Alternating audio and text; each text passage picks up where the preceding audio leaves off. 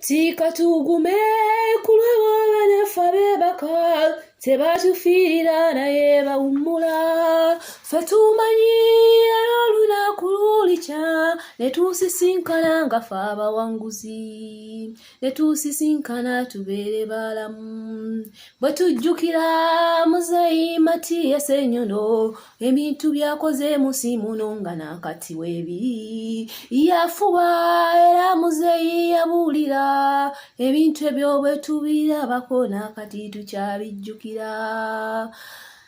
Mukama yeebazibwe, erinnya lya Mukama litenderezebwe. Mukama lyekkubo n'amazima era oyo alimubeeramu ne bw'alifa aliba mulamu.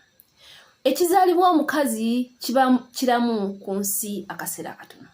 Obulamu bwakyo bubula era bumpi bulinga oluta. Zabbuli 2:4 egamba nti Mukama ebintu ebiri ku nsi bya Mukama n'okujula kwabyo. Era bwe ntunuulira abantu abagulubana n'ebibanja, abantu abagulubana n'amataka, abantu abakayanira edduniya nga ku nsi kuno ogenda kungulako fuuti 4 ku 6. Muzeeyi Mathias akoze emirimu gye. Muzeeyi Mathias abuulidde. Nze nzijukira nnyo olunaku taata wange lwe yaŋŋamba naaki ogenda genda eri ku kereziya ojja kusoma naye toyitanga ku jjajja Mathias nga tomubuuzizza n'amundaga. Naye nga twagendangayo ne ku kereziya Muzeeyi Mathias nga bw'atumusisinkana kagaali ke nga mbuuza nanga naaki oli otya gyandi jjajja oli otya nalinga mwana. Kyemanyi nti nze nzijukira obuto bwange nakula nga ndi mwana omukakamu. Essaala za Muzeeyi Mathias manyi nti zirina we zintuusiza naye ekisinga okunuma saamanya akulwala ke.